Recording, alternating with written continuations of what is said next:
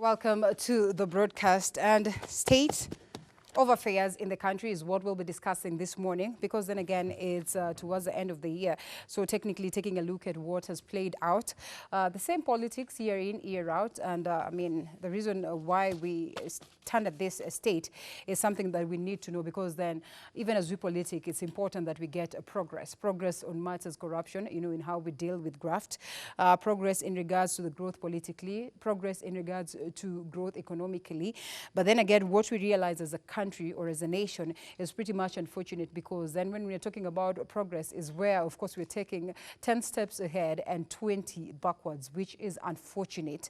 And of course, the other day we just celebrated 56 years of independence. Is there anything to show about it? Is what we'll be asking our panel this morning, even as we take a look at what has played out in regards to matters politics. Nairobi politics also very, very important, even as people are asking on what will be of Sonko's fate, but most importantly, Nairobi, which stands as the nation's capital, and where it stands, because then again, in as much as maybe we're talking about Mike Sonko as an individual, what is of great importance is where Nairobi stands. So welcome on board once again.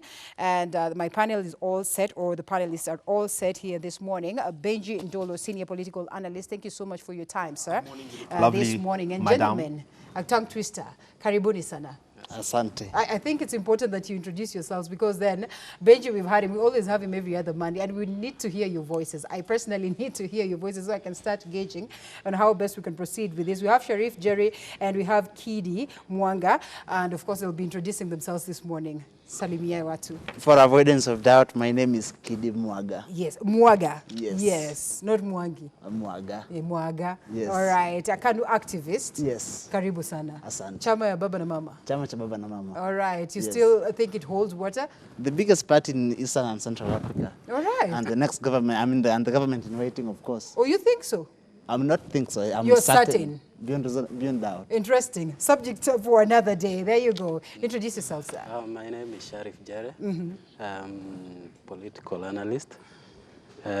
Though most of the time I like keeping it low. All right. But this time around, due to the circumstances, Okay. we have decided to All right. sensitize people on what's happening. Of on course, the we political hope the scene. sensitization is a key in regards to, progress. Correct. Because then again, people need to understand. Sensitization is important. Every other time we talk about civic, education, so that we are able to go down on ground and make people understand. So we have to speak as Kenyans, then we have to speak the same voice, because the differences that we witness today are the very same differences that have cost us so much. So in regards to us realizing progress. But that aside, karibuni sana, and now let's delve deep into the conversation, which is very, very important. Before we even come to what I have said for the day, I think it's important then that we hear your sentiments in regards to King Kaka's song. Let's listen into it kidogo, and then we get your sentiments briefly, because everyone has been talking about it over the weekend. I know different political sets are coming out with their very own analysis of it, but then it's important that we acknowledge the fact that, this could be, of course, the beginnings of a revolution. If you see what played out in Algeria some times back, then you realize that it all started at this particular point where, musicians officially decided that they're going to sing. It's not the first time that we're having one, confidently singing about the state of affairs in the country and how bad they are. But for once, we get someone who now names and mentions names of particular individuals, just reminding us of how we are on a very bad state as a country. So let's listen in briefly to it, and then we come and get the reactions of the panel.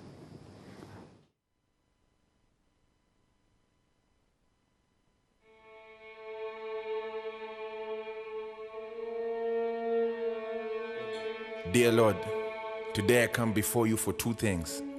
Grateful for keeping me alive even though unajua my day na kutupea Kenya amnesia. Asante. Sisi ni vipofu na viziwi, na tunajua translator wetu alisha dedi. 2022 already, si mnajua nani ni prezi, si mnajua nyinyi voters ndio washenzi. Kwani mjui mdomo yangu ilibatizwa na wakongwe, so nashanga mbona akili zenyu time ya kura zinajanga shonde. Na hiyo wiki ndio najua jirani yangu wangamjaka, kama kumbe wangamsapere, hata salamu watapata. Piga tu kura na utalala bila kula. A night of tears, na nisikiza na macho naona na your ears. Swali, fununu ni ati system ya education ya udu Is it true? That's why umepeleka mtoyo wako akasome majuu. While graduates wanashika placards kwa traffic, mtu wa actuarial science anataka kujimada. So tragic. Swali, ati Waiguru wako kwa office na story ya NYS tulishasahau. Bairo moja alibuy 8,000. Bairo tunanunuanga mbao.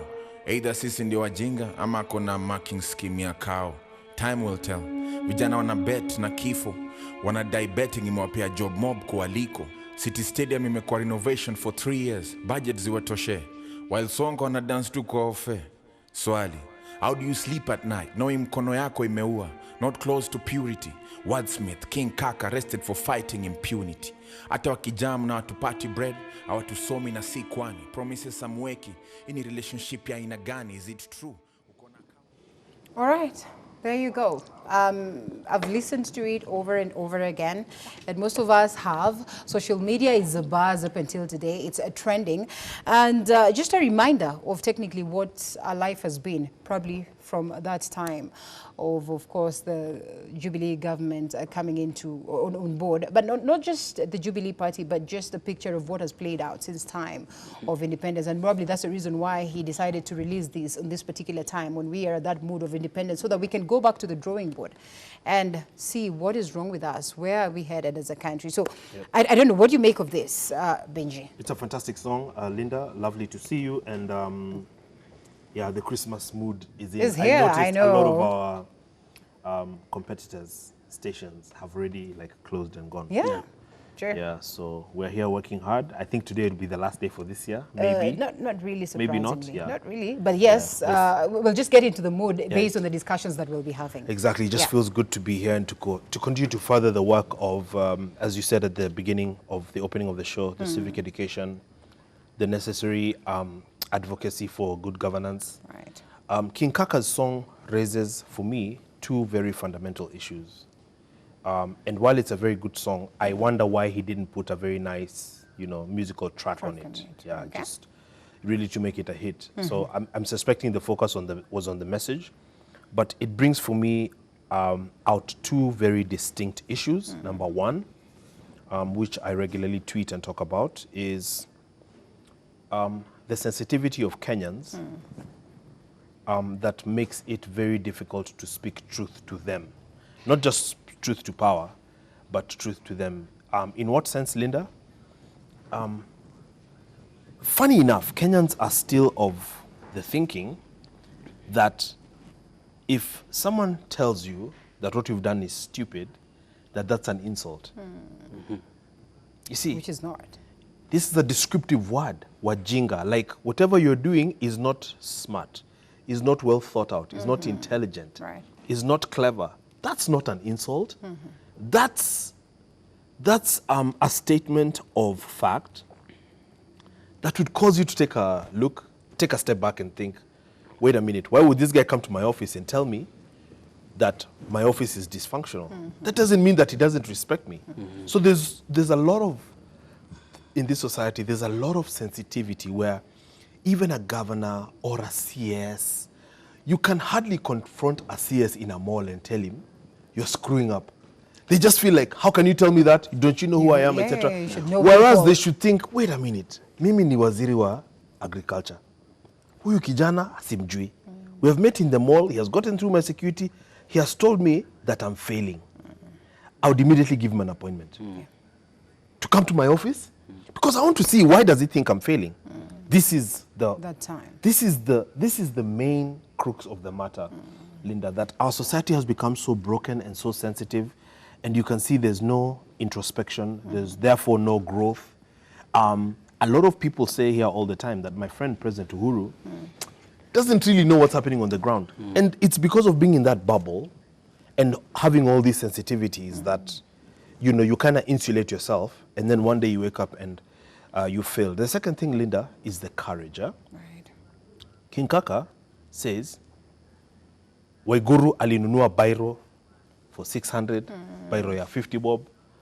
Sonko ana dance kwa ofe. You see, we've also become, and I think part of this is derived from the British legal adversarial culture where, you can talk about something but don't name someone. Yeah. I never understand this kind of stuff. Yeah. Corruption is done in Kenya by Kenyans. But when I'm talking about like Kanu, I can't name Gideon Moi. Moi, yeah. Why? Because I think there was a lawsuit that Biwott at that time had done that was about the truth, that slammed 30 million shillings on a publisher, that then had a chilling effect on the industry. So that what we've perfected now as Kenyans is how to tell lies and also how to fear. Kenyans are very good at fearing. Yeah. Like, nitashikwa, oh, nitafanya, you know.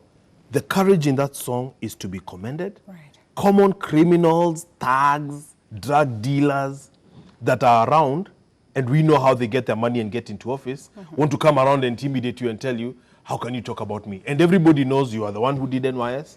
Everybody saw what happened. Everybody saw you forced out of office. Now you've gone to another office to use it as a shield to protect yourself. All right. And all this at the expense of the youth. Of the youth. Of the youth who are in their millions, unemployed, without opportunity, jobless, Yeah, the majority, committing yeah. suicide left.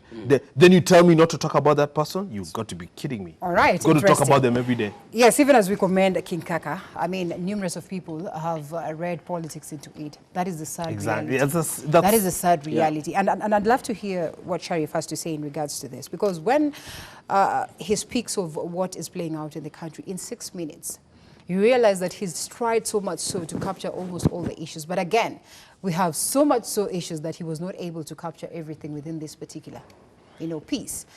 And as it is, people will say that in politics, oh, this could be a project by somebody. I mean, don't you think that then why is it that he did not mention Rao? Is it that he did not mention the Kim Arora and Kim Warere issues and everything?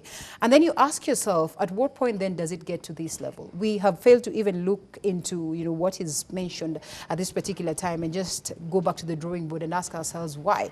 But then now we start reading politics in it. We start reminding him of how he was on the campaign trail of Jubilee Party, and now today he's pointing fingers at them. I mean, should we always be politicizing issues even when someone comes out strongly to remind us? And, King Kaka is not just speaking about something new. He's just reminding us of things that we already know. Things that have been on the front page of our dailies right from January up until today, it's December, right from the entire last year. I mean, why should we politicize this? And do you read some level of malice in this piece? Actually, first, let me congratulate King Kaka for the wonderful artistic song. And actually, it is a trend in Kenya.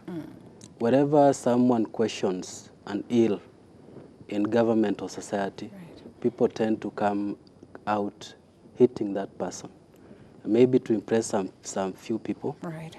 And if you look at the song, King Kaka is targeting more the common mwananchi in the song. Now, those who are reading politics and malice and questioning why he hasn't mentioned some other people, I would like to tell them first, that song was not a government project. No taxpayers' money was used to produce it. And King Kaka was not given a script by any government institution and told, this is what you are supposed to deliver. Well, subject to confirmation, Yes. as we would say. So you cannot start questioning King Kaka and telling him, why didn't you mention this, so and so and so. If you feel that some people are not mentioned, go and do your own song and mention them.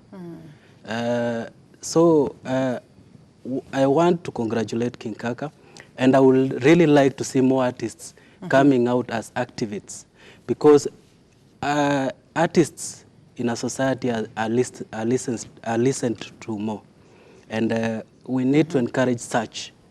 And I would like to see media houses playing that song often, so that it sinks to the Into common the heads man. of many. Yes. All right, let's come to you, Kidi, and not, of course, to delve much into the song, because then it speaks volumes of the African continent, the Kenyan, nation as it stands. And when you look at the question of change, there's been the talks on ground that maybe Kenya is ripe for a revolution as it stands in regards to how people are reacting to issues and how youths are now involved in understanding what is playing out in politics. And as one would argue, there's that spring of a revolution that will come from such. And when you look across, there's probably seem to be a wind of change across Africa, I would say, because then we are coming from that point where we could not speak about our leaders. We could not, stand on podiums and even sing songs that are against our leaders. We've seen numerous times when, musicians are taken to custody after doing that. The other time, of course, Tanzania, and it, sort of sparked a lot of uproar. And we've seen what has played out in Uganda with Bobby Wine. Of course, he's part and parcel of the government. He's the legislature. He's a member of parliament, but equally, a musician, and he's probably had time or his fair share of, singing revolutionary songs. We saw what played out in Zimbabwe, and numerous times people could not speak against, the government, especially during the time of Robert Mugabe. Do you suppose then that it's time then that our leaders, demagogues, get to realize that, yes, the people of Africa are rising up above the strength of demagogues, the strength of dictators, the strength of these leaders who are not taking us to the right direction? Thank you for that question. Primarily, let me first mention that government, the world over, is formed on the basis of a social contract. That then the sovereign power belongs to the people, and therefore those who are elected as the president, MPs, ministers, and whatnot are simply exercising borrowed power. In the same vein and breath, right. It is therefore, the citizens have legitimate expectations that those in power shall exercise that power in the benefit and in the interest of the common man. Right.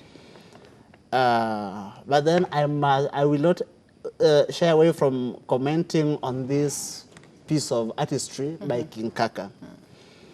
Chinua Achebe, in his book Things Fall Apart, not Things Fall Apart, but A Man of the People, says that sometimes even a madman says the truth. Right. But if you give him a little more time, he will mention something that will prove to you that he's still mad. Right. I want to believe that King Kaka has seen the light, because we are here because there is a government that was elected into office. There are those who did not vote for this government. And therefore, they have come around, especially through the handshake, and said that we respect your decision. We support it. Then those people who put this government in office are now more bitter than those who have decided to support their decision. Thank you. All right, interesting there. So even as we wind up on this particular subject. I have to do just one sentence of clarification. Yes. For something that you highlighted at the beginning of this round of questions, and that my colleague has just concluded with. Right. You see, there's so many misguided things in Kenya, Linda. I, for one, for example, didn't vote, and I'm very loud and proud about it. Oh, I mean, really? everything is on the record, yes. And I had my reasons not to vote. BG. That one we'll discuss, yes. All right. Yeah, well, I was very, in fact, to discuss the same thing right here in this station, over and over. I was privy to a lot of information and data. Right. And so I kind of knew what, and you can see ultimately Honorable Raila ran away. When they did the revote, he just ran for the hills because it was pointless. So there's this misnomer that if you voted for Jubilee, then you must shut up. Actually, the opposite is true. If you voted for President Uhuru, if you vote for me, to question. you must come to my office Yes. and ask me why I am not doing what you want me to do. Yeah. These are the kind of, and especially for you, young man, in a position of leadership in a political party, we must not live in a cynical country where we are also preaching falsehoods, fear, and confusion. The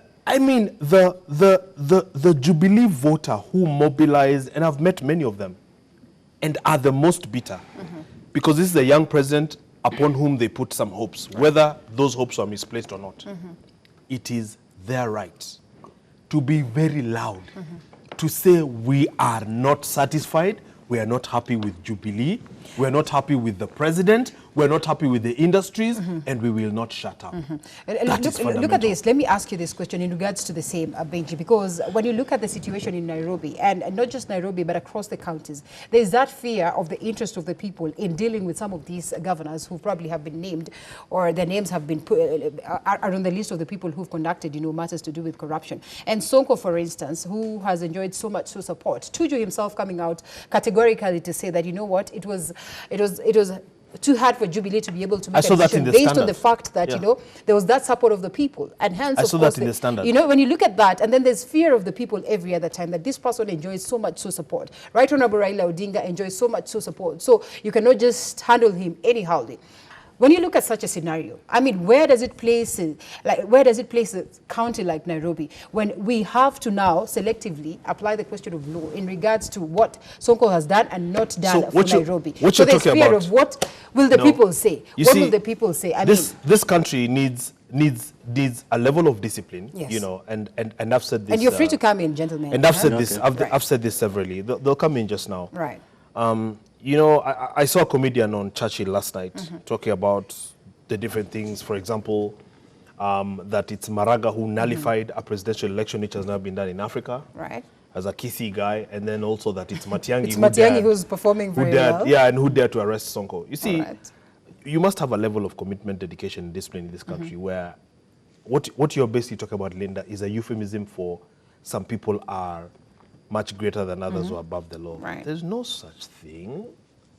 If I'm the Minister Interior and I need to go for Sonko for 1, 2, 3, Right. I'll go for him right now. I walk out of here and I go for him right now and let the sky fall. Lots of threats were on board in regards to, of course, us experiencing demonstrations. And I remember on Monday we were a little bit skeptical on what Absolutely. Nairobi would be like. And But it was not the demonstrations- case. Do you suppose Kenyans have reached a point And whereby they demonstrations say, is there, right? forget about it? What is wrong, Linda, is I saw the Standard yesterday, Yeah. and, you know, Tuju spoke his incompetence. You cannot have, as a government, all the evidence of what the issues are on a leader, and then say, you know what, if we don't clear him, our opponents will pick him. Well, yes, well, That's incompetence. And this is what, you know, whenever I see the president, and sometimes I will, you know, I'm not there to be a sycophant. And I tell him, Your Excellency, this and this and this is a problem. That's, if I'm president and you don't do that, right. then time is just going. I know that President Uhuru is eager to get some quick wins. I know he's frustrated about how things are going. Would you be happy if, for example, there's revolution talk every day against your government? No. You wouldn't. Miguna is coming. Right. That's a fact. It's just going to be more issues, more suspicions. Imagine if anything happens to him. You see, so there's really a cocktail of issues, Linda, and that's why I talked about confusion, that we are, with such a youth bulge of 80% under 35, we're preaching the wrong things. Youth are watching this show and many other shows, and sometimes they're left thinking, okay, if I can sell some drugs and have some money, I can also be above the law. Hata mimi nitakuwa kama Sonko. And that so is this what is has not been- the way Okay. to build a nation. This is absolutely not the way to go. You must have rule of law Yeah. across the board. Right. You must have enforcement. You must have, you know, equitable distribution of resources, of investigations. It's not idealistic. It's what the Constitution dictates, which I bring Dictates. here and read. And when you Linda, look at let me weigh in. yes, come in. My brother Benji is an eloquent man. Right. And given the platform, I think he's going. Are you running for office anytime soon? You should. I'm already late. I should have We run did- a we long did time for ago. Long time ago, eh? But let me say Nobody- this. Yes. More often than not, this day and age, we've realized that a lot of us thrive in outrage. We thrive in saying and doing outrageous things because, in a way, it gives us instant fame. For me, I am not very enthusiastic about the Wajinga Nyinyi song or Wajinga Sisi song because it seeks to exploit that outrage. But you realize that the people who are excited about Wajinga Nyinyi song or Wajinga Sisi song are the people who think that we should have gone for a revolution. But when you ask them to participate, these are the people who shrink back Right. into their houses in Lavington and Kitusura and wherever, the middle class. When my brother says he did not vote, I don't know which one he's mentioning, whether he's mentioning 8th August or the Both, September. well, I would want to assume it's because He said both. For someone who did not vote, legitimately has got no authority Okay. to lecture us on governance. Because democracy, I mean, has been proven over and over again, Right. is not a spectator sport. For those who are spectators in our democracy do not have the right. All right. Okay. Yes. Well, Benji, you had that. I'll not allow you to defend yourself now. Let's first listen into what Sharif has to say in regards to that. And now we are talking about the question of what is playing out in Nairobi. And do you suppose then that Kenyans have gotten to that point whereby they say they will question you? We voted you in. If you're not doing the right thing, then we cannot afford to have you enjoying. In as much as maybe we voted you based on love, based on what you did at that particular time. The manifesto that you sold to us is certainly not manifesting itself. So in this case, we are okay if the government is to proceed and ensure that it does what is right in regards to, apprehending and addressing issues to do with corruption. I don't think we've gotten to that point. Oh, really? Probably it is building up, but I don't think we've gotten to that point. In my few years in politics and general knowledge of how society works, I've come to realize that Kenyans have been programmed by some few capitalists to play to some tune. And whatever is playing out, whether in Nairobi or the whole country, Right. is a script. Right now, what is happening to Sonko, myself, I believe it is a script, well cut out. Because my friend here is saying Kenyans are outrageous. I don't agree with him. Because if Kenyans were outrageous, we would have had a revolution a long time ago. So Kenyans like to be tickled a little. And you'll find something happens, Kenyans shout. Day one, day two, it is cool. You don't even know if it happened. So what I think is, even in a case, you must build a case for you to present it before a judge. Right. What is happening in Kenya right now, it's like people are trying to build something that now can result to things like a revolution and kind of bringing up to people up to speed of what is happening. What Kaka did and others which will come is kind of building up the whole thing. Conversation. Yes. So I think what is happening in Nairobi is a script, and if it wasn't a script, if it was genuine arrests and maybe dealing with corruption, it will have happened in a very orderly manner, because we've seen what has happened was not orderly done.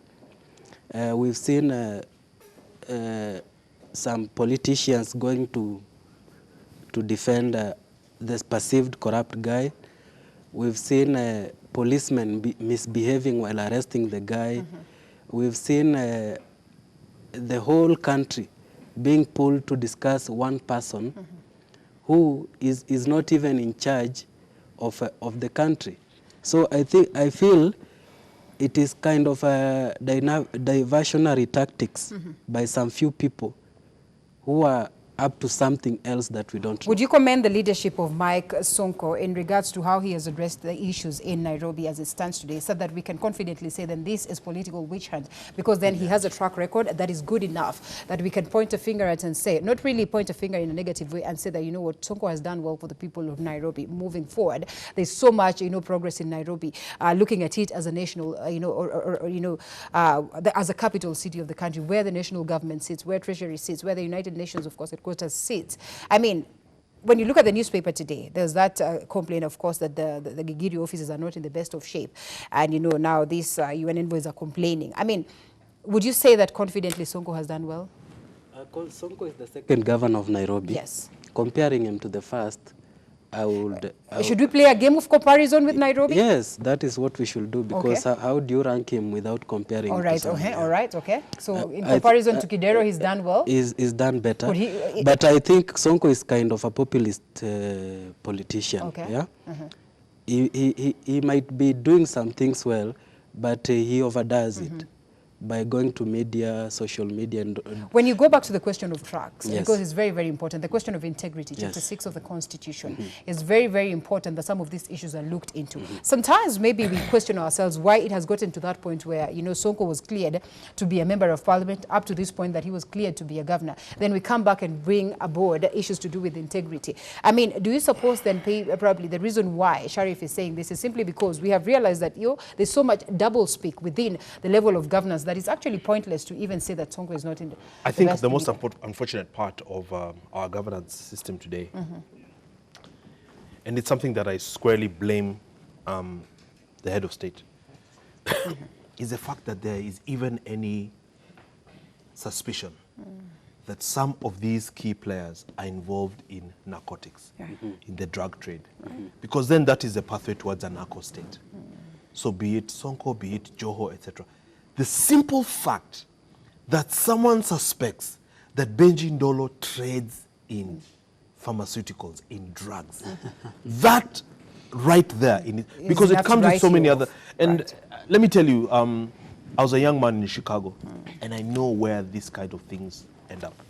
It comes with a lot of other things. It comes with pimping, it comes with weapons, it comes with illegal weapons, therefore murders, etc., etc. It's unthinkable that once someone is implicated in that kind of trade, that they would even make a step forward towards even being an MCA, let alone a governor. So that's the first thing. But the second thing, Linda, is, both of you raise a very important point in trying to evaluate how the county is being led. And Evans Kidero was a disaster. Evans Kidero was inept, incompetent, totally in over his head. And frankly speaking, some of these leaders, what they do is they come in on questionable routes. Yeah. Okay? By influencing a party leader, Yeah. by using big money. So then once they're there, they're not really there for the leadership and the politics. In fact, I dare say that if you really study Kidero carefully, Kidero is not a politician. Kidero is more of a businessman and someone who is looking maybe for self-actualization and to make big money.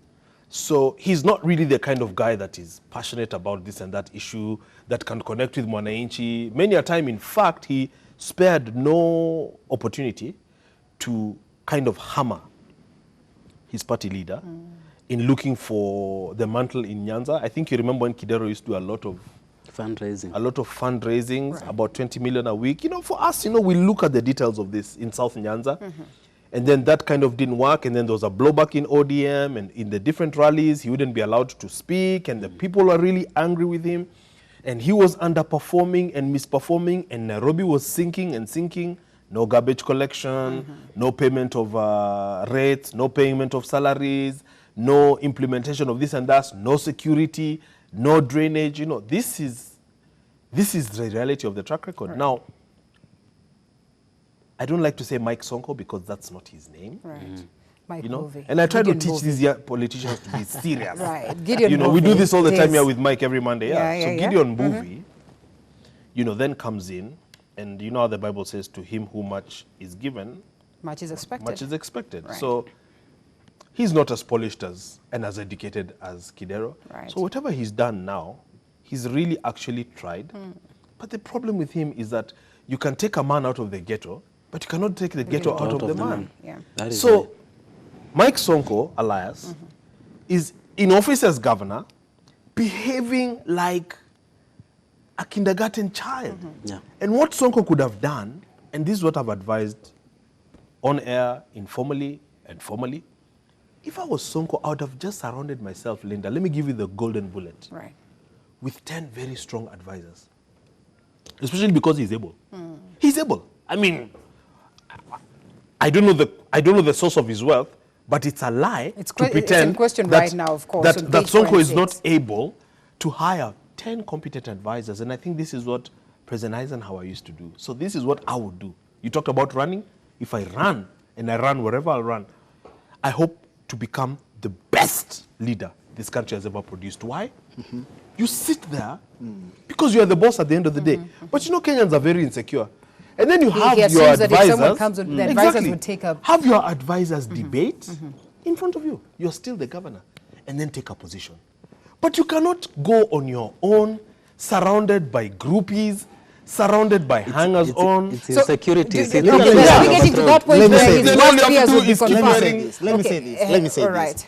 And dancing and doing rap Thank you, videos. Bwana Wakenya Ndono. nimekuja. Benji, Nitarudi. That is his biggest let me achievement. say this. All Let me right. say this, Benji. One, it is a tad improper for us to start comparing Sonko today and Kidero. Right.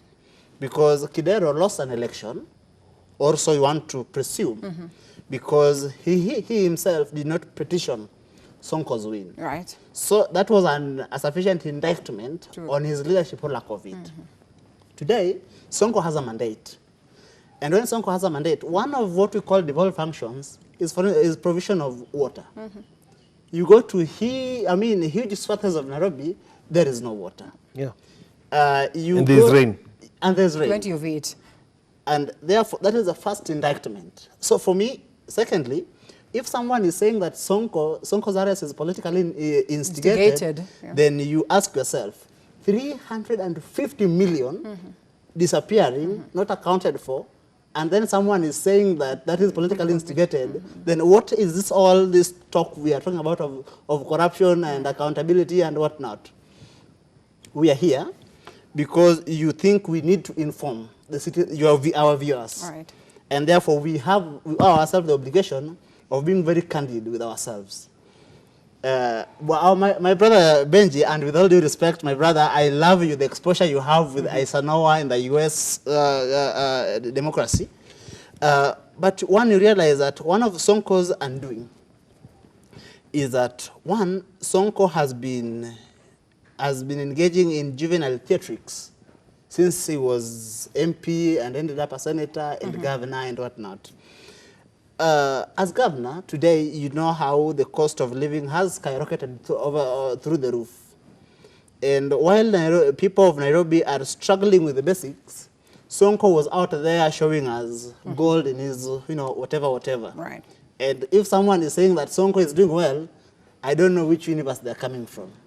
Sonko is a disaster that in a functional democracy should not have been permitted to run for office. Is he staring at his worst No, fears? let- Do you suppose he's staring at his worst fear before we come to you? Because, okay, well, you can echo in your sentiments. And when we're talking about this and the fact that, he's at this state, why Benji says he would have saved himself from this by probably, trying a different way in regards to addressing the issues in Nairobi, which he did not, because he probably feared that maybe when he brings aboard somebody, they're going to take up what it is that he has. But now he's staring at a situation whereby they're impeachment talks that are ongoing and, rallying support, of course, in regards to the same MCAs are coming on board. And it looks like it's a balance for them to be able to sustain their jobs or proceed and have it rough in regards to how they're going to, how it's going to augur with the government. So as it stands today, about, 70 MCAs by yesterday had confirmed that they would want to support this impeachment talk of Mike Sonko. So that then means we would not even have to go the dissolving way of Nairobi County as it stands right now. So do you suppose Sonko is facing that thing that he considered as his worst fear? When we take a look at the Mudavadi factor, Edwin Sifuna factor, Peter Kenneth factor, Polycarp Igathe factor, and not forgetting the Dennis Waweru factor in regards to getting a replacement of him. If not a replacement, a deputy. First, before I answer your question, I would like to correct my friend here. Number one, on matters water, we have a CS of water. Yes. I'm yet to see his track record, what he has achieved as CS of water. And water is a fundamental right in the Constitution of Kenya. Right. Yep. Don't So- forget what President Uhuru Kenyatta Yes. said. Let's focus on what we can do as the national Correct. government and let the counties for the governors. Yes. So let us apportion blame where it's supposed to be apportioned. Number two, the cost of living. We cannot blame Sonko on that. Nairobi, right now they are talking of making Nairobi a department of the national government, yeah? Because they say Nairobi is special in some way. Right. Now, you want to make Nairobi a department, yet you've not solved the cost of living of the country. And you are talking of Nairobi being special. What is so special about the people of Nairobi, which the people of Turkana Or Mombasa. or Mombasa or West Pokot another misguided argument. Yes. Is it No. so much so misguided? It is. It is. All right. Why should Nairobi be a department? Yeah. All right. If the national So- government The is national already government is overwhelmed, already Yeah. overwhelmed. Okay. cannot run counties, Yeah. why should you then add a greater burden? The solution is, and I've often talked about this, the solution is the right governor in Nairobi, simple as that. Okay. Yeah. Now, going to your question, the fears of Sonko. I think there were no fears. Sonko was just kind of paranoid. If Sonko was doing his things the right way, I don't think anyone would have Taken his place? Taken his place, yeah. Right. And I think some of the things that have made the people fighting him to get enough weight to bring him down are the things Benji is talking about. Behaving like a child in office, dancing, going abroad, making videos and sending them on social media. Is he not human before he is governor? No, he is. Yes. No, he is You have to human. uphold the dignity of your office. Of your office. And, Okay. and by the way, let me just... You see, these leaders do very funny things. Right. Including Benji here does very funny things, but you don't see them often every time on social media. Right. So you can do your things in private and no one will know. You can have fun in private. He's gone way overboard in comparison to what Mombasa governor has been doing. Well, Yes. his has not been... And by the way, Linda, sometimes it's not so much about the secrecy because, for example, I believe in openness and transparency. Right. It's just a thing of, and I'm also not a very uptight person myself. It's just a matter of upholding the dignity of your office. Correct. And always remembering why you are elected in office. You see, for example, if I go to elections or if I'm elected, you see, I'm not elected for my own self-aggrandizement. I'm not elected to walk around and be popular. Someone like Benji Ndolo, who has never been elected, even a councillor, I went somewhere in South Sea on Saturday night. And you know what? Because of the different works I do, etc., so many people know who Benji Ndolo is. Right. And they come and ask you the same thing you're asking me. Mheshimiwa, how are you? Niko na hii shida. Mheshimiwa, are you running for this? You see, it's not so much about me and about my glory. It is now about the mandate.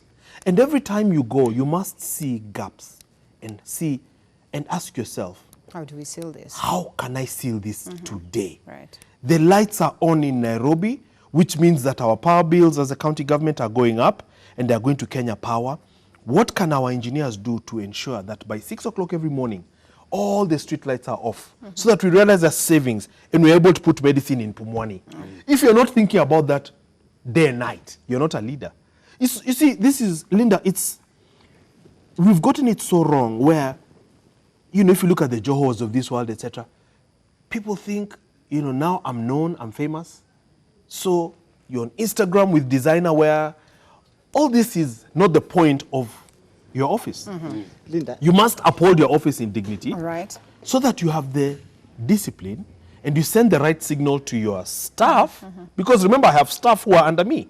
And if they just see me partying and dancing and drinking all the time, then how is the chief county officer going to really perform his role? Would we have had the same? Would we have had the same conversation if Sonko really performed? Notably that for us to sit down and say that he has done so much. We would so all well, ensure that Sonko is not removed from office even for 1 hour, let alone 1 day. even if he was doing all these side shoes. Absolutely. And remember, at the end of the Okay. day, someone like me, I'm Linda, an let me activist. say this. Me, I'll carry my placard and stand For at me- County Hall and ensure that Sonko does not he He's cannot not be removed removed. from No office matter even for what an he hour. does. But Let then, me say then this. again, Okay. then the again, Sonko we debacle, need to take a breather. The Sonko We need to debacle, take a before we go breather. for a break, the Sonko debacle is an opportunity Briefly, yeah? that has summoned or should summon the conscience of the people of Nairobi to the seat of judgment, so that if and when, because it's just a matter of time, the Nairobi City County, the county government of Nairobi is dissolved. Then when they're electing the next governor, they should ask themselves, what do we need as people of Nairobi? All right, that's what we'll be taking a look at, and also the question of conflict of interest as we listen into what President Uhuru Kenyatta had to say in regards to the same. Because then, amid all this conversation, so much so is coming up in regards to what we have not enshrined in the Constitution that is of importance, and also some of the things that are cropping up in regards to the representation that we see. We saw, of course, senators representing him, and this sparking a lot of uproar in regards to conflict of interest. And also, as President Uhuru Kenyatta says that, we should consider this. And and also bring aboard that bill, the question on board also is that most of the Kenyans will always be there, just reminding you also, do you consider this and this as the president? Do you consider this and this it is that you have done as the president? Because equally it amounts to conflict of interest. So what exactly is conflict of interest, and at what point would we have that gray line, or maybe mark that point and say that this is conflict of interest, and how, now moving on, in regards to what is on the law, how do we get to address it after this break? Thank you. Mtu halazimishwi kufanya hii kazi, lakini ukiamua kuifanya, lazima uifanye kwa njia ya haki. One cannot serve as a legislator at the national or county level while at the same time practicing law, whether or not for gain. Is it fair? Is it right for legislators who have control over funds and exercise oversight over the judiciary to appear in courts as counsel? A teacher in the public service cannot have one foot in the classroom and the other in parliament. In the same way, judges and magistrates cease completely any legal practice while in office.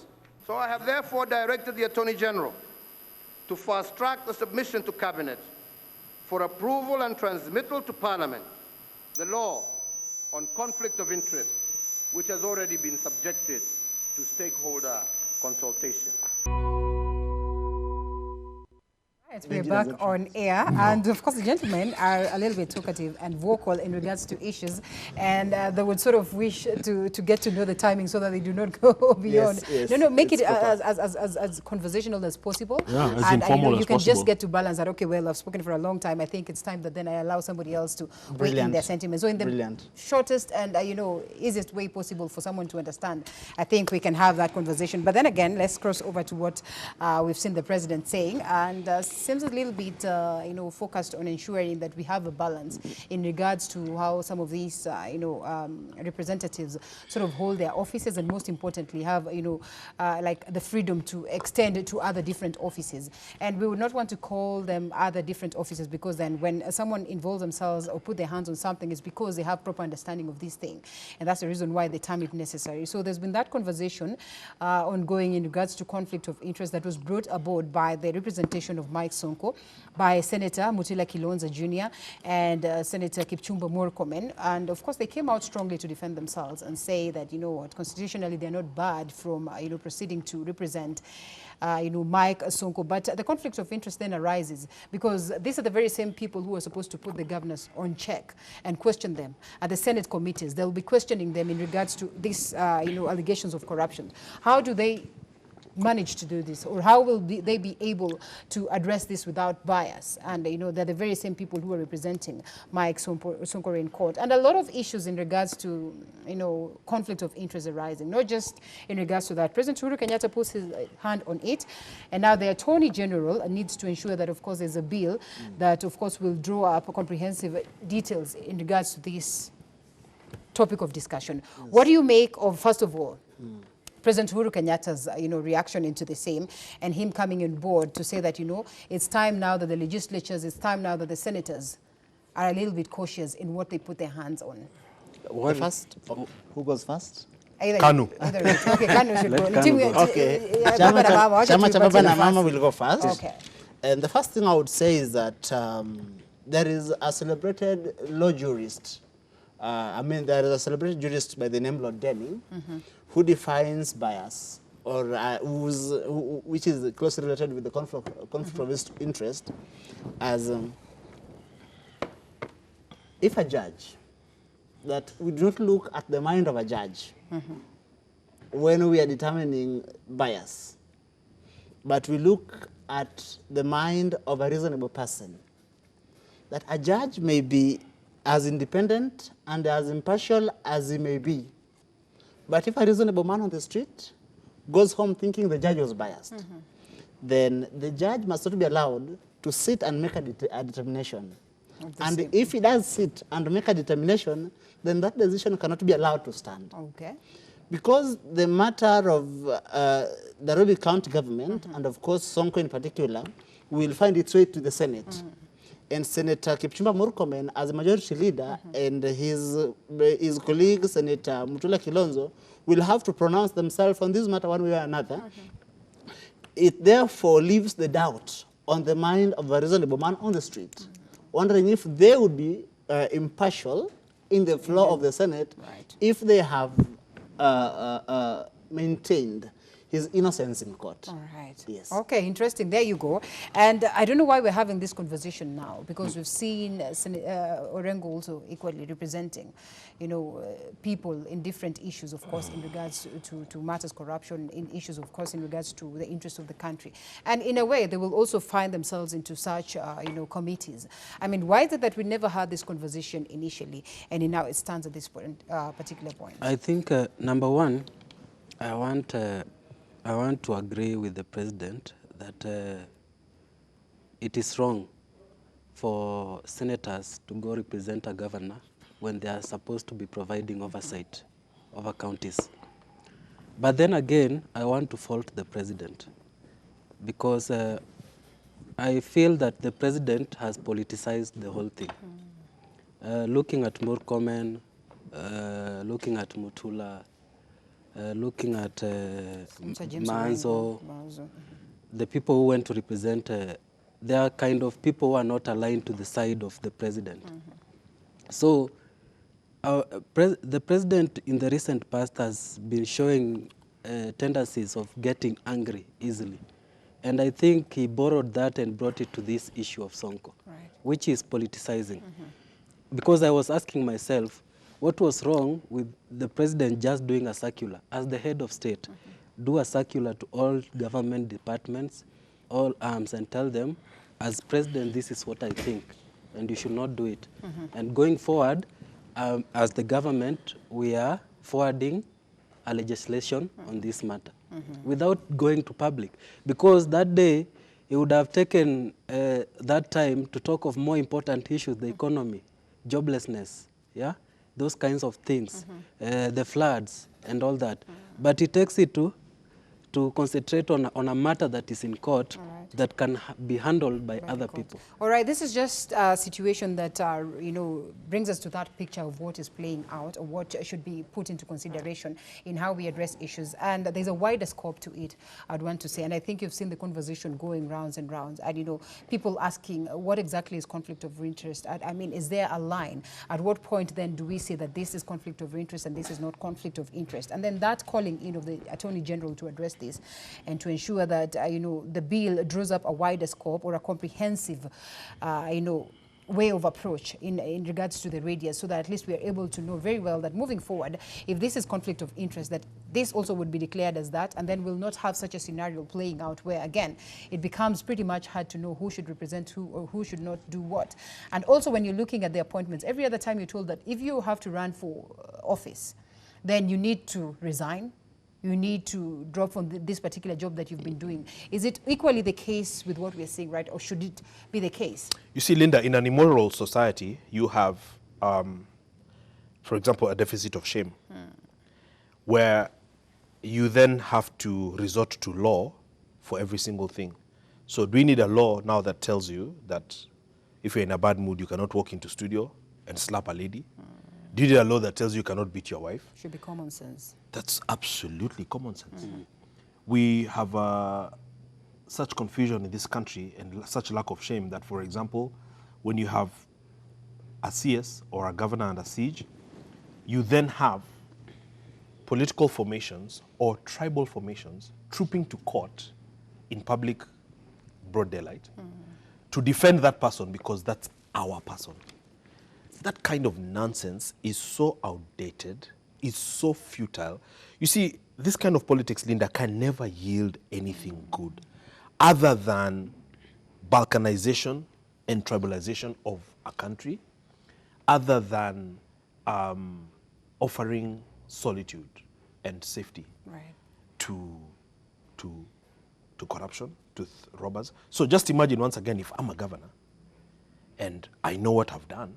For example, for instance, I have the Auditor General's report, and it's in black and white. I brought it here. 1.8 billion shillings is in question from the revenue accounts. So this 359, whatever, is just phase one. There's more things coming. It's a fact. For People are Nairobi flying County. around first class. Yeah, for Nairobi. That's a fact. Those are facts of life. Same with Kidero when he was there before. But now if I'm doing that and I know that if I'm in trouble, I can just mobilize Wakambas. I know. Poor guys, give them 500 shillings, etc. I mean, you get to see the evil nature of this kind of warped thinking. And the conflict of interest, Linda, ab initio, prima facie, on the face of it. No, it's true. It's so obvious. And in the interest of full disclosure, Honorable Mutula is my personal lawyer. He's my personal friend. And, you know, these things sometimes are tough. And I put in a phone call to the senator. Right. And we talked for a long time. And we have agreed to meet over lunch this week. You know why? Because friendship, just as I said at the beginning of the show, friendship, true friendship is not about sycophancy. I told him, Senator, it hurts me to tell you this. But it's a I know you don't want to hear it. Let me tell you point blank. And you know what? He didn't even push back. We talked for 8 minutes. He then took another call and called me back. And I told him, Senator, you know, you have no business. You have a brand. You are a young guy. And this brand, you must guard it jealously. Why would you be seen in public to go and defend a governor under siege while it is your job as a state officer, paid by taxpayer money, to interrogate and hold him to account? Right. He didn't brush me off. He told me, you know what, Benji, I've heard you. And me, that's how I believe in doing business. Right. I don't believe in going in a back room, kusengenya uhuru. When you meet the president, Tell him. and by the way, even on his pronouncement on this conflict of interest, I was just saying when we were off camera. Right. You see, you must remember at all times, Uhuru is the son of a president himself. He's the son of a president. That's who he is. He got the benefit of a very good polished education, etc. That's why many things he says are right on the money. Then the reality, however, can be different because of the different, you know, as a family, for example, I think that their tentacles are literally in every sector. Be it construction, be it milk, be it processing, be it, you know, so as a person, if you look at how loyal he is to friends and what have you, you can see who he is in character. Right. And that's why for him it's very simple to come out and say, this is conflict of interest. But now, in actual fact, what follows after that? Because you talk about conflict of interest, then you realize that certain bank that is doing is actually your It's bank. yours. Yeah, then that's conflict of That's interest. now, yeah, you know, so That makes the conversation a little bit But then again, complicated. Yeah. as we fault these ills, as we fault these leaders, we should go back to the basics. We should question ourselves and we should question the systems. We have a very good chapter in the Constitution, Yeah. chapter 6. and chapter 4. Yeah, very, very nice, well articulated. Why are they not being followed? Right. Why is the president on this? Yeah, Exactly. if the president really is genuine about these whole things about conflict of interest and corruption, why is he not standing up as head of state and saying, Chapter 6 must be adhered to? Let me answer the young man in one sentence. Let me answer the young man in one sentence. Okay. If chapter 6 was absolutely adhered to, We would not would have, he be the president? we would not have anybody in the office. That was beautiful. Yeah. Well, Factual. I am a realist and a pragmatist. And they say that desperate moments call for desperate measures. Yeah. We find ourselves in a desperate situation as a country. And for instance, you know, for so long, we have relied on the Ndego Commission report of 1972, which allowed public officers or state officers to do business with the government. Yeah. The net effect is that subsequently, we've had people in government using shady companies to siphon money from the government. And that is how Anglo-Leasing came into being, Goldenberg came into being, and whatnot. And I mean, we've had a series of corruptions. Today, we also find ourselves with a government where members of that same government are corrupt to the core. Right. And there is need to tame them. And that is why the president, in his desperation, feels that we need to have the conflict of interest bill fast-tracked and turned into law. And I think that is why I support the president. Right. That where we are, we need to have that bill enacted into law so that we can be able to slam brake on some of the thievings that are taking place within the government. Thank you. Oh, we'll wait to see the flexibility in it, if at all it will play. I mean, because then again, like we say, it should capture a wide radius because, I mean, there are lots of loopholes and, I mean, there's a lot of confusion and there's a gray area in regards to what exactly would the conflict of interest be. Let's a little bit shift gears, still on, you know, matters Sonko and still, of course, on matters, you know, politics, even as we get to wind up. The Mudavadi factor and Mudavadi Uhuru talk, that was captured yesterday on one of the dailies, and technically everyone is talking about it after President Uhuru Kenyatta's you know, move of inaugurating about 50 megawatts Garissa solar power plant in Mbalambala, Garissa County, and of course a largest solar energy installation in East and Central Africa. The question on board right now is that, I mean, as always, we'll always look at the political factor of it. Yes, this is something to celebrate. This is a great move. You know, this is a huge plus for the country in what many would have argued that probably would have expected him to be accompanied by Deputy President William Ruto in regards to commissioning this. And what we saw is that we saw the figure face of Musalia Mudavadi, and people are trying to read a bit of politics in regards to it. And I think if you remember very well, I've also mentioned the name of Mudavadi on the you know, Nairobi card. But in what, in my own opinion, would say that probably would be stooping a little bit too low for him. I mean, going to that level of course, being a governor, we've always known him to climbing up. So we'd expect him to be, I mean, a little bit way higher as opposed to reducing himself to the level of the governor.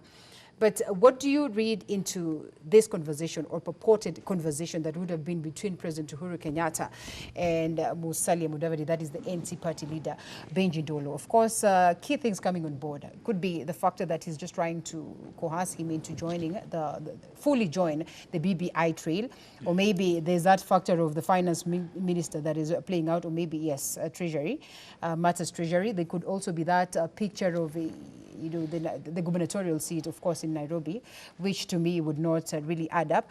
And then also on matters 2022 politics. And for the longest of time, the Sunday sessions that Mudavadi always had, this for the better part of the year, many people were reading into the fact that probably the system is crafting him up, you know, to take up 2022 in the event that we probably do not go for a referendum. Remember that prior to President Uhuru asserting himself as a candidate in 2012. Yeah. The person that was to take the mantle was Honorable Musalia Mudavadi. Yes. We had one of his youth league leaders here, Nathaniel, the other day. Right.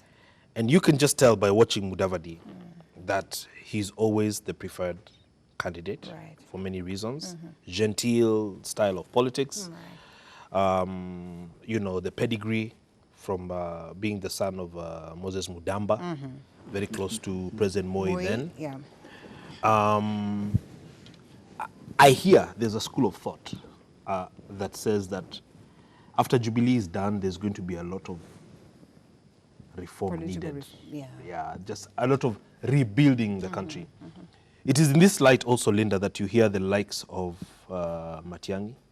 Yes. If you look at his quick growth out of obscurity, resource allocation, and if especially you look at that, now I'm speaking as a political analyst, against, Senior. Yeah, now you look at that juxtaposed against the fear of the DP, who himself has also put himself in this situation because Ruto's aggression and guts cannot be gainsaid.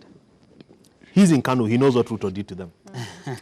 He knows that Ruto cannot shy away from his party leader, who himself is a prince. Ruto cannot shy away from Gideon for 1 second. So sometimes when you're of that character, it does cause a lot of consternation and fear along the lines of investors and ownership, etc. Because then what the argument usually is if this person gets full power, they'll be very ruthless. And so in that regard, then it explains the kind of divisions you see in Jubilee, the kind of pressure you see the Deputy President against, and might I add, and I got this from just a voter last week, the kind of pressure the Deputy President is under is pressure that he's also sustaining very well. He's put a brave face. He knows he's under siege from this corner and this corner and that, and he shows up there in a suit and tie and takes it. Not many people can take that. Not many people can take that. So he's still playing it like there's no problem. You guys, you do this, you do whatever you want. I'm the Deputy President of the Republic of Kenya. And given any small, slight opportunity, Ruto atatoa matusi kwa Raila. Whether it is in a rally, whether it is in a church. So, Linda, this then, you find that the underwriters in the back room are looking at several different factors. And given that Kalonzo, Mudavadi, those types are always never out of the equation. The Kibaki types. The Kibaki types. Right. The only problem, and I can speak on this authoritatively, having worked closely with the former vice president, is that... Which one, Mudavadi or Kalonzo? Kalonzo. Kalonzo was always there. It's only that he has really hurt his own brand. You see? He has... Just imagine, Kalonzo is the predecessor to William Ruto. So you can just imagine on every scale how lowly He would. you know, he's performed compared to, even though some will say then you don't define performance as corruption. You can look at the tweets from Kabando last week. I always see them, yeah. You see those, I mean, you can see therefore then that he himself has diminished his own stature, really also been humbled by playing second fiddle to Honorable Raila, to where now he is, you know, he's less of a factor. And in fact now has subjugated himself to the likes of Mudhama, who is not even in office, so that Kenyans now are seeing that if Mudhama says this, Then it it is should so. be it. You see, yeah, exactly, Yes, yeah. right. So look at it once again, Linda, from that lens.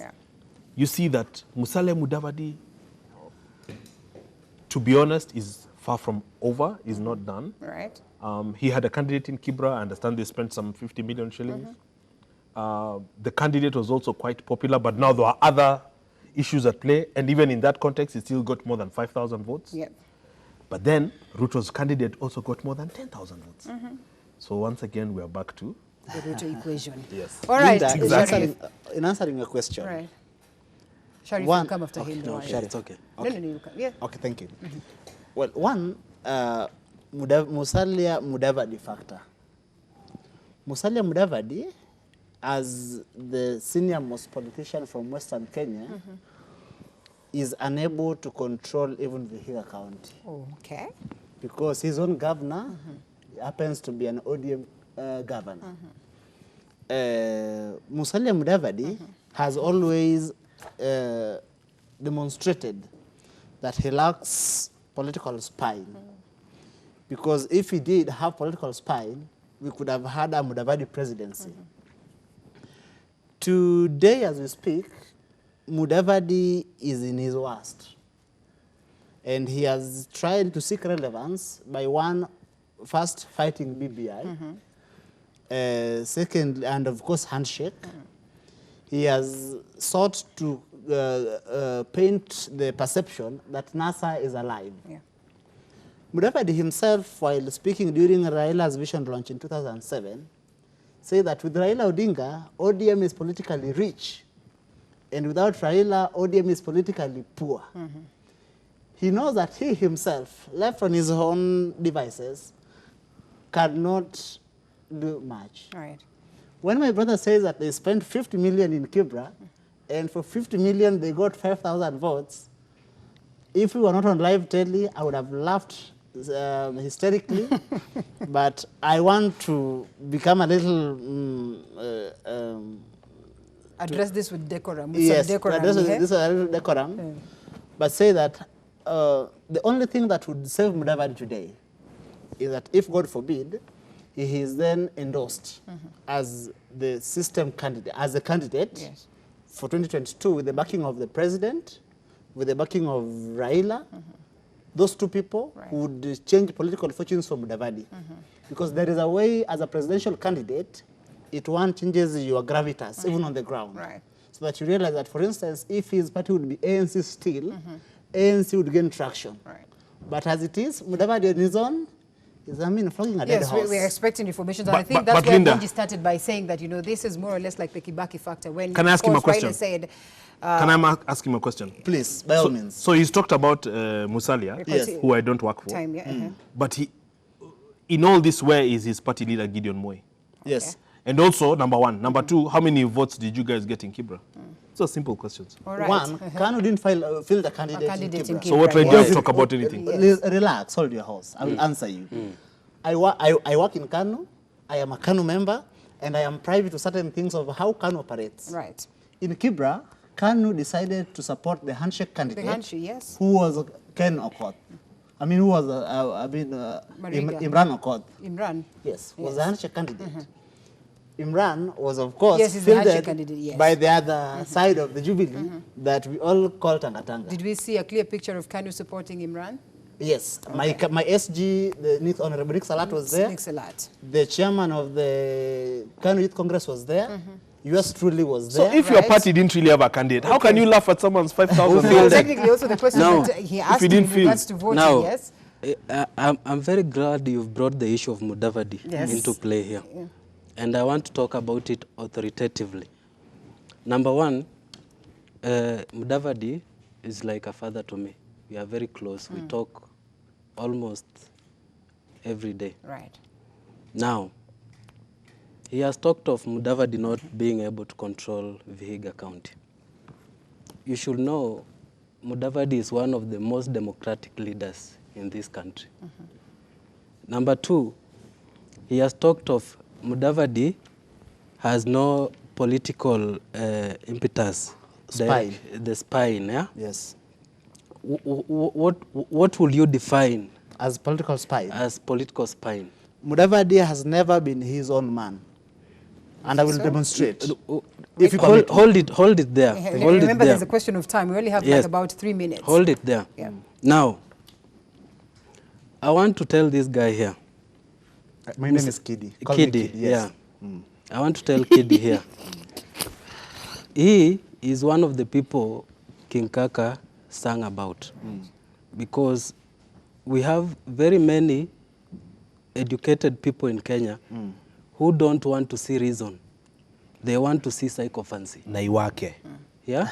That is what they want. They don't want to see a politician who sees reason and points at a direction that we should move to.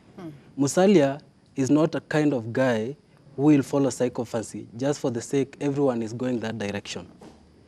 Musalia has once revived the economy of this country. Now he says Musalia does not control Vihiga.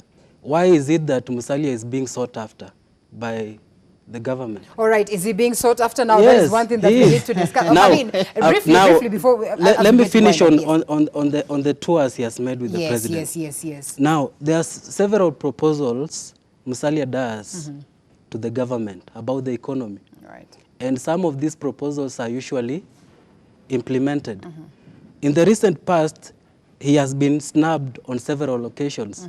And this thing has brought a lot of problems to this nation. Right. The economy going down. They have had to call him to come and help. As we wind up, do you foresee a situation whereby now he's going to take up the mantle at the level of Treasury? Is that what we should read with? No, I don't think that is in the cards for now. Okay, I also don't 2022? think that's in the cards, but 2022? my advice, and I've said this Uh-huh. often, Yeah.